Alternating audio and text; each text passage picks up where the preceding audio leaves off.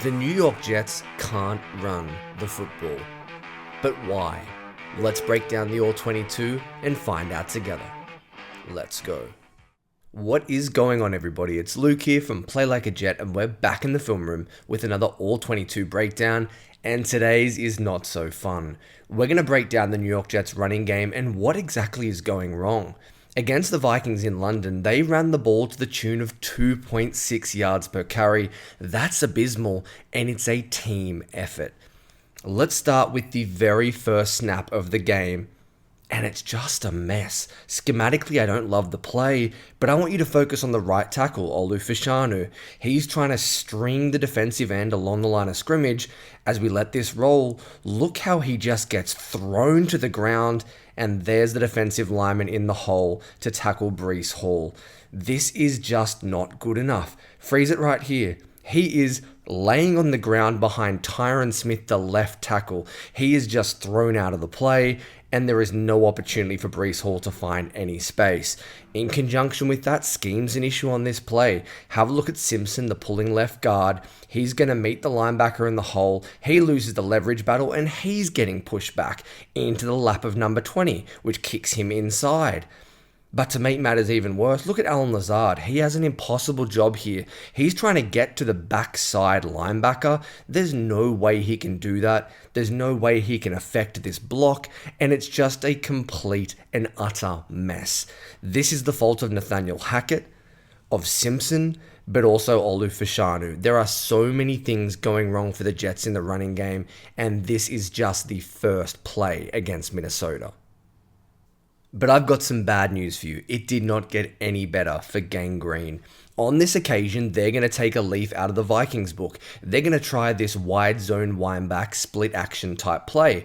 We're going to motion Jeremy Ruckert across the formation, bring him back as the lead blocker, have this wineback footwork from Breece Hall, stuffed in the hole once again. So what goes wrong? Ivan Pace, he's number 0 here for the Vikings. I've circled him for you. He terrorized New York all game long.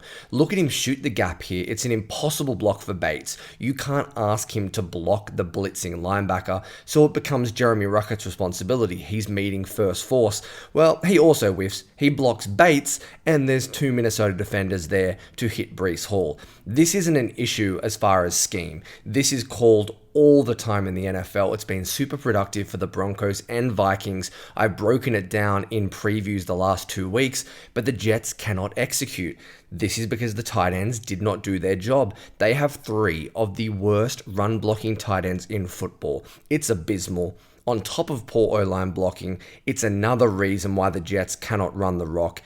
I think people have been overly critical of Breece Hall. Have a look at these plays. There is nowhere for him to go. Now, yes, in week 3, I think Allen was significantly better than him, but since then, it's just been terrible blocking. On this occasion, we're going to see a different play from the Jets. Out of pistol, we're going to run traditional outside zone, but once again, Breece Hall has nowhere to go. Who's at fault this time? It's number 83, Tyler Conklin. Have a look at him at the point of attack get blown off the football. The north-south penetration from the Vikings linebacker, he's able to disengage and get to number 20. It's just not good enough. Time and time again, a blocker in green and white, it didn't matter who it was, kept making a mistake that broke down the play and caused Breece Hall or Braylon Allen to be met in the backfield. You can't rely on having the worst yards before contact in the NFL in your running game. It is a losing recipe, and this time Tyler Conklin lost at the point of attack on the front side of outside zone, and that is a recipe for disaster. But let's mix it up a little bit. What else can the New York Jets do to dismantle their own running game? On this occasion, it's a mental mistake from Simpson, the left guard. He's number 76, and have a look at Ivan Pace. He is mugging the B-gap. He's clearly coming pre-snap on a run blitz, but as we let this play roll, Simpson goes for the double team. He's left unaccounted for, and he monsters Breece Hall. Stop me if you've heard that before. He nearly beats Breece Hall to the handoff here with Aaron Rodgers. This is just not good enough. When you see the linebacker coming, you need to abort the double team, get a hat on him. Nobody. Nobody even looks at him. He's clearly coming. This isn't pre-snap deception. This is just abysmal communication skills and a breakdown in blocking scheme. Again, this is on the players. Get a hat on a hat.